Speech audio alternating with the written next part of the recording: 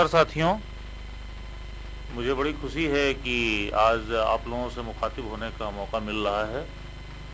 सबसे पहले तो मैं नए वर्ष की आप सब लोगों को शुभकामनाएं देता हूं और ये उम्मीद करता हूं कि इस वर्ष हमें जो जिम्मेदारियां मिली हुई हैं तो उसको हम काफ़ी अच्छे ढंग से निभाएंगे। मेरा जो आज का टॉपिक है वो टॉपिक है strategy and resource management. Hindi में हम इसे चाहें तो स्ट्रेटेजी को हम लोग रणनीति बोलते हैं और रिसोर्स मैनेजमेंट है संसाधन का प्रबंधन। वन विभाग एक ऐसा विभाग है जहाँ ये माना जाता है कि हमारे पास सो कॉल्ड संसाधन की भरमार है और संसाधन की परिभाषा में भी समय समय पर परिवर्तन होता रहा है। मूलतः संसाधन हम उसे कहते हैं जिससे कि धन पैदा हो सके और फिजिकल संसाधन की बात ज़्यादा होती रही है। मध्य प्रदेश वन विभाग के जहाँ तक सवाल है और संसाधन की बात करें तो संसाधन के मामले में हमारा मध्य प्रदेश बहुत ही धनी है।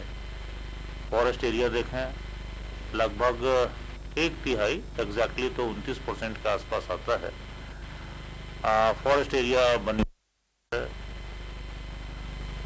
एब्सोल्यूट टर्म में देखें तो सबसे ज़्यादा फॉरेस्ट एरिया मध्य प्रदेश के पास ही है। हमारे पास ये जो फॉरेस्ट एरिया है इसकी यदि हम कीमत निकालना चाहें, बहुत सारे फॉर्मूले हैं इसको निकालने के लिए, तो इसकी कीमत अमूल्य है। ऑलमोस्ट अरबों रुपए में इसकी कीमत आती है। इसी वैल्यू की यदि आप दूसरी ज़मीन खरीदने के लिए जाएं तो अरबों रुपए आप चुकाने पड़ेंगे तब ऐसी इतनी ज़मीन मिल पाएगी। तो ज़मीन है हमारे पास, ये एक फिजिकल संसाधन है। उसके साथ साथ इस ज़मीन पर जो खड़े हैं, पेड़ खड़े हैं, वो भी एक बहुत बड़ा संसाधन है जिसे हम फिजिकल एसेट्स बोल सकते हैं। फॉरेस्ट है हमारे पास, उसके अंदर वाइल्ड लाइफ है, वाइल्ड लाइफ भी एक बहुत बड़ा एसेट है। हमारे यहाँ का जो टूरिज्म है मध्य प्रदेश का वो बहुत हद तक वाइल्ड लाइफ फोकस्ड है। विश्व के हर कोने के लोग मध्य प्रदेश आते हैं हमारे टाइगर रिजर्व को देखने के लिए। और जब भी आप वाइल्ड लाइफ की बात अपने देश की करते हैं, एवं विदेशों में भी जब वाइल्ड लाइफ की बात होती है तो मध्य प्रदेश के वाइल्ड लाइफ की बात तो होती ही है। तरह तरह के प्रयोग किए गए हैं इसके और कुछ प्रयोगों में तो अपना अद्वितीय सानी है। मध्य प्रदेश का यदि हम दूसरे ज्योग्राफिकल एट्रीब्यूट्स देखें तो जितनी सारी नदियां हैं वो जंगलों से ही निकलती हैं और ये रिवर्स नदियां लाइफ लाइन है अपने स्टेट के लिए। ये भी बहुत बड़ा रिसोर्स है अपने आप में। उसके साथ साथ जो इंटेंजिबल, जो प्रत्यक्ष रूप से बहुत सारे हमें लाभ मिलते हैं समाज को, चाहे वो पानी के रूप में मिले, हवा शुद्धिकरण के रूप में मिले, और भी बहुत सारी चीज़ें हैं वो जो मिलती हैं सब हमें वनों से ही मिलती हैं, तो वो भी हमारे संसाधन हैं। मैं अभी आपसे फिजिकल संसाधन की बात कर रहा था। कुछ ऐसे संसाधन हैं जो कि फिजिकल नहीं हैं, वो वर्चुअल किस्म के हैं। उदाहरण के तौर पर अपने वनों में काम करने वाले टोटल जो वर्क फोर्स है, मोटा मोटी माना जाता है कि करीब करीब 25 से 30 हज़ार के आसपास हमारा वर्क फोर्स है, जो सीनियर मोस्ट अफसर है उससे लेके नीचे तक का। और इसके अलावा बहुत सारे लोग भी से इन कामों में जुड़े हुए हैं जो कि वन विभाग के जो रेगुलर काम है उसको करते हैं वो। तो हमारा वर्क फोर्स काफ़ी बड़ा है। ये वर्क फोर्स आदमी है और आदमी के पास दिमाग है, और दिमाग एक ऐसी चीज़ है जिसमें कि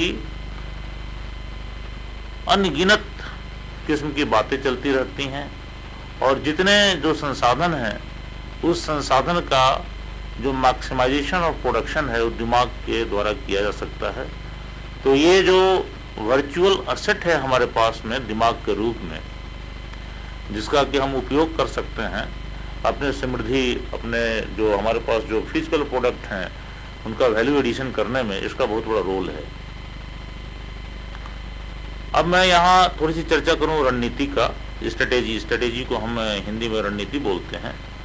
ये शब्द लगभग 1 शतक पुराना है। शब्द तो ये था पहले, लेकिन इसका उपयोग नहीं होता था। सबसे पहले इसका उपयोग फर्स्ट वर्ल्ड वॉर के समय में इसका उपयोग हुआ।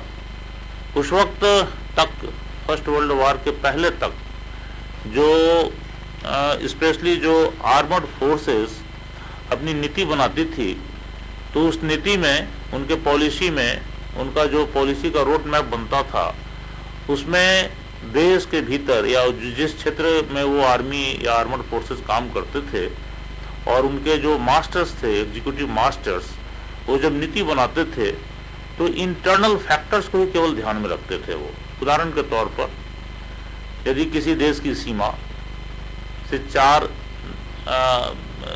राष्ट्र लगे हुए हों, तो उसकी डिफेंस पॉलिसी कैसी होनी चाहिए, उनके पास कितने सोल्जर्स होने चाहिए, उनके पास कितने टैंक्स होने चाहिए, उनके पास कितने कारतूस होने चाहिए, उनके पास कितने दूसरे जो लड़ाई के सामान है वो होने चाहिए, वो उन 4 राष्ट्रों के आधार पर वो बनाते थे। दूसरे फैक्टर्स वो अपने पॉलिसी में लेते नहीं थे। लेकिन जब वो फर्स्ट वर्ल्ड वॉर का जब जंग शुरू हुआ, तो डिफेंस के जो पॉलिसी मेकर्स थे, उनके दिमाग में आई ये बात कि जंग जीतने के लिए और इफेक्टिव प्लानिंग के लिए ये ज़रूरी है कि उनकी जो नीति बनी है, उस नीति में जो इंटरनल फैक्टर्स हैं, इंटरनल फैक्टर्स के साथ साथ एक्सटर्नल फैक्टर्स को भी वो ध्यान में रखेंगे, तब उनकी नीति अच्छी हो पाएगी।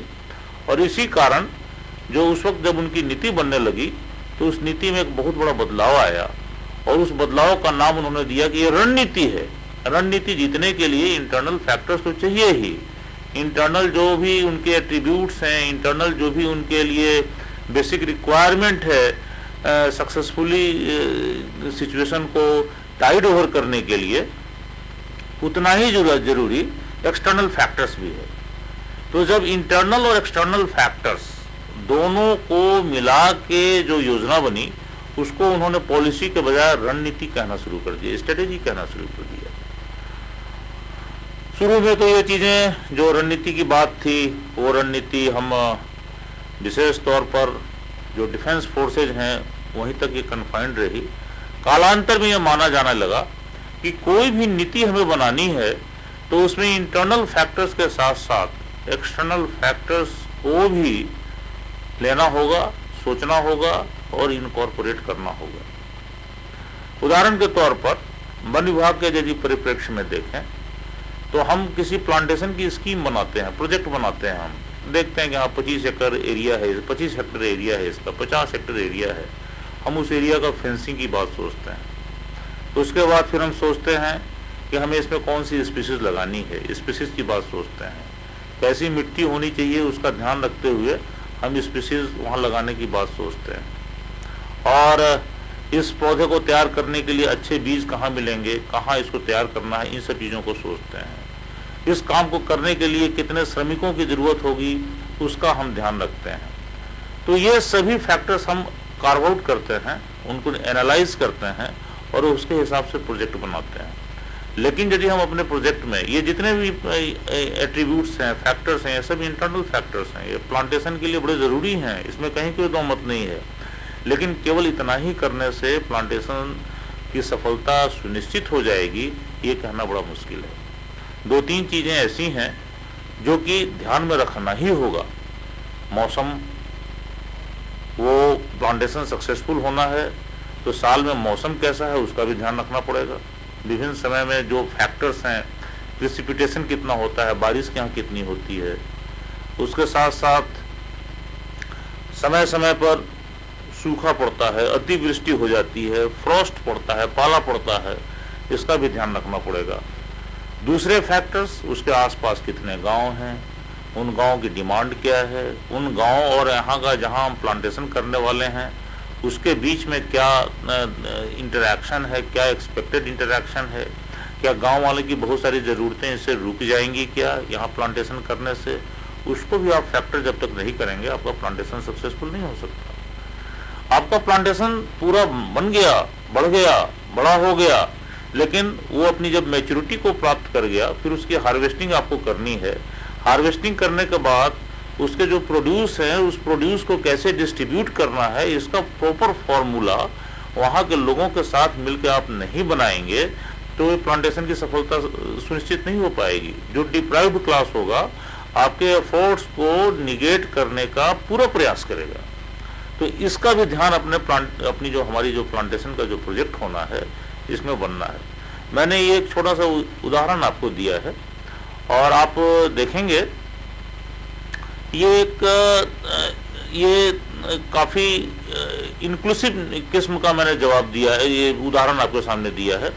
बहुत सारे ऐसे फैक्टर्स हैं, जब आप वहाँ पर वर्क स्टडी करेंगे, लोगों से बात करेंगे, पीआरए एक्सरसाइज करेंगे, तो ऐसी चीज़ें उभर कर आएंगी जो कि उस प्लांटेशन के प्रोजेक्ट में आपको उसका ध्यान रखना पड़ेगा, उसको फैक्टर इन करना पड़ेगा। तो ये मैं मोटा मोटी बता रहा था कि स्ट्रेटेजी क्या है और रिसोर्स क्या है। रिसोर्स के बारे में मैंने बताया, कुछ एग्जाम्पल्स आपको दिए। आप मेरे बड़े ये जेनरिक किस्म के एग्जाम्पल्स थे, जो कि एक बहुत ही जनरल किस्म का एग्जाम्पल है। यदि आप डिटेल में जाएंगे तो हर स्थान के रिसोर्स, फिजिकल रिसोर्स की आपको लिस्टिंग करनी चाहिए। जब तक आप उसकी लिस्टिंग नहीं करेंगे, आपके पास कौन सी संपदा है, कितनी संपदा है, इसकी इन्वेंटरी नहीं बनाएंगे, तब तक आपकी कोई भी स्कीम के सफलता की गारंटी नहीं मिल पाएगी। उसको आपको करना पड़ेगा। उसके अलावा मैं एक चीज़ जो आपको बताना चाहूँगा, ये जितने भी प्रोजेक्ट रिपोर्ट अगर बनना है उसके लिए धनराशि की भी व्यवस्था करनी पड़ती है। मैं आपको बताऊं, आज के परिप्रेक्ष्य में धन की कहीं कोई कमी नहीं है। धन की उपलब्धता हो सकती है बशर्ते कि आपका प्रयास हो, और उसके साथ साथ धन का किस तरह से व्यय होना है, ये यदि कन्विंसिंग आंसर है इसके पास में, तो धन मिलने के, कैपिटल मिलने के बहुत सारे स्रोत हैं। तीसरी जो सबसे इम्पोर्टेंट चीज़ है, जिसकी बड़ी चर्चा आजकल होती है, वो चीज़ है टेक्नोलॉजी। किसी काम को करने का जो हमारा जो तरीका है, वो तरीका में किस तरह की मेथोडोलॉजी हम अपनाते हैं, यदि हम उसको बिल्कुल लेबर इंटेंसिव करेंगे तो संभवतः हमारा खर्च भी ज़्यादा होगा, काम में समय भी काफ़ी लगेगा, और शायद प्रोडक्शन के लेवल तक पहुंचने में भी काफ़ी समय लगेगा। किस तरह के टेक्नोलॉजी की चीज़ ज़रूरत है हमें, किस तरह की इंग्रेडिएंट्स की ज़रूरत है हमें। और चौथा जो सबसे इम्पोर्टेंट चीज़ है वो है मार्केट। अल्टीमेटली हम जो भी काम करते हैं, संसाधन के बाद हमारा जो प्रोडक्ट बनता है, वो प्रोडक्ट कहीं ना कहीं उसका उपयोग होना है। उसकी मार्केटिंग के लिए भी एक स्ट्रेटेजी बनाने की ज़रूरत है। तो मैं ये मोटा मोटी जो क्लासिकल डिफिनीशन है रिसोर्स का और क्लासिकल अप्रोच है स्ट्रेटेजी का, इसके बारे में बता रहा था। आज के दरमियान हम 21वीं शताब्दी में हैं और समय समय पर हम सुनते भी रहते हैं और सबके ध्यान में भी काफ़ी हद तक है। जो सबसे बड़ी चीज़ है वो है इनोवेशन। इनोवेशन का मतलब संसाधन के मैनेजमेंट में और स्ट्रेटेजी के मैनेजमेंट में जो स्ट्रेटेजिक जो थिंकिंग है, उस थिंकिंग के प्रोसेस में जो इनोवेशन का जो रोल है वो बड़ा इम्पोर्टेंट है। कोई भी रिसोर्स मैनेजमेंट का जब काम होता है तो उसमें बहुत सारे स्टेजेस होते हैं। यदि स्टेजेस की संख्या ज़्यादा होगी तो स्टेजेस की संख्या ज़्यादा होने पर समय ज़्यादा लगने की गुंजाइश है, और किसी भी स्टेज के चूक जाने पर, किसी भी स्टेज के डिलीट हो जाने पर संभवतः हमारा जो अल्टीमेट प्रोडक्ट है वो प्रोडक्ट लेवल तक हमारा वो साइकिल पूरा नहीं हो पाता है। इसलिए स्टेजेस कम करने की ज़रूरत है। स्टेजेस कम करने के लिए इनोवेटिव एफर्ट्स की ज़रूरत पड़ती है। तो ये भी बड़ा ध्यान में रखना जरूरी है। तो मैंने मोटा मोटी एक जो कंसेप्चुअल बेसिस है स्ट्रेटेजी एंड रिसोर्स मैनेजमेंट का, ये आपको मैंने बताया है कि अभी तक जो कुछ भी मैंने कहा है बड़ा जेनरिक किस्म से कहा है। एक चीज़ जो कि टेक्नोलॉजी के साथ जुड़ा हुआ है बहुत हद तक, वो है human resource management, skill upgradation. तो वो भी बड़ा इम्पोर्टेंट है। वो इनोवेशन में ही जुड़ा हुआ है। यदि इनोवेटिव वर्क कुछ भी करना चाहते हैं तो उसी के अनुपात में काम करने की क्षमता, कैपेसिटी बिल्डिंग करनी पड़ती है। और कैपेसिटी बिल्डिंग के काफ़ी प्रयास भी हुए हैं अपने मध्य प्रदेश वन विभाग में। इनफैक्ट मध्य प्रदेश वन विभाग तो पायोनियर है कैपेसिटी बिल्डिंग करने में। और ये जो एडुसेट के माध्यम से आपसे हमारा जो ताल्लुकात हो रहा है, ये भी कैपेसिटी बिल्डिंग का ही एक एग्जाम्पल है ये अपने आप में। तो थैंक यू।